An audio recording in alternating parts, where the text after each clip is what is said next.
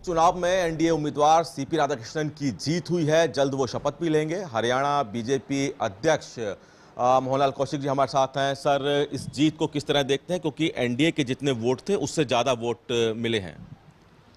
ये एनडीए के जो उम्मीदवार उपराष्ट्रपति का चुनाव और जिस प्रकार से वोटिंग हुई और सीपी राधाकृष्णन जी को 452 वोट मिलना, इंडिया गठबंधन को 300 वोट मिलना, और जो बात कांग्रेस के लोगों ने कही थी, कांग्रेस के नेताओं ने टीवी पर बयान दिया था कि सांसद अंतरात्मा की आवाज़ पर वोट करेंगे, और मैंने उस दिन भी आपको यही बात कही थी कि भारतीय जनता पार्टी लोकतंत्र में विश्वास रखने वाली पार्टी है। हम तो हमेशा यही कहते हैं, आम चुनाव हो चाहे कोई और चुनाव हो, जब तक वोटर की आत्मा नाम कहे जब तक वो वोट नहीं दे सकता।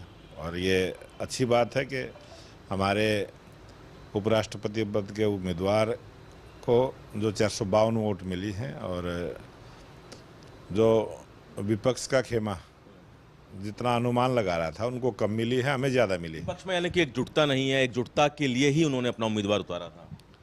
विपक्ष एकजुट था भी नहीं, वो दिखावा कर रहे थे, दिखावे का उनका प्रयास था। वो उनकी पोल खुल गई है, और उपराष्ट्रपति जी को मैं जीत के लिए बहुत बहुत बधाई और शुभकामना देता हूँ। सर, एक सवाल हरियाणा से जुड़ा हुआ कि सेवा पखवाड़ा की शुरुआत हो रही है। क्या किस तरह सेवा पखवाड़ा रहेगा, क्या कार्यक्रम रहने वाले हैं?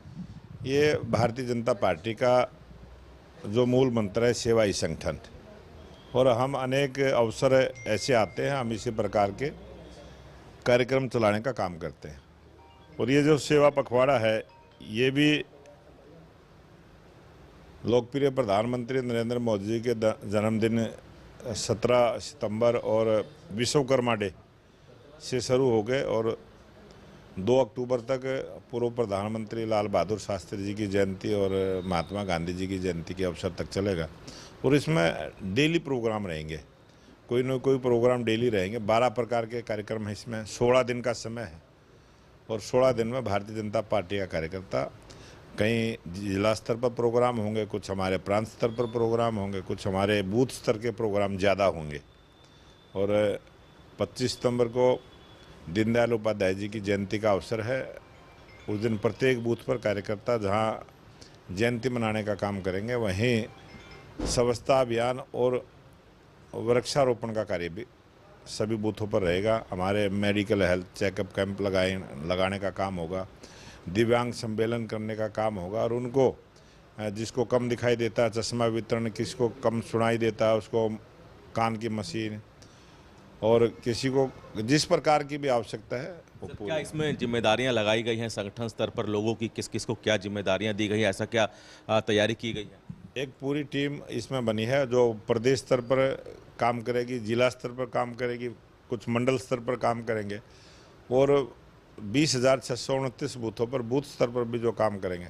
लगभग 2.5 लाख कार्यकर्ता इस काम में लगेंगे। बहुत बहुत शुक्रिया। तो हरियाणा बीजेपी अध्यक्ष मोहनलाल कौशिक जी, जिन्होंने सूर्य समाचार से कई खास विषयों पर बातचीत की। कैमरामैन प्रियदर्शन के साथ दिल्ली से सूर्य समाचार के लिए विनय सिंह।